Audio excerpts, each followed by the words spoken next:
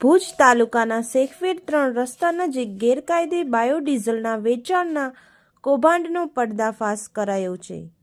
જિલ્લા પુરવઠા અધિકારી, ભુજ પ્રાંત અધિકારી અને મામલતદાર સહિતના અધિકારીઓ દ્વારા કરાયેલી કાર્યવાહીમાં 19,000 લીટર શંકાસ્પદ બાયોડીઝલ કબજે કરી તપાસ માટે મોકલવામાં આવ્યું છે.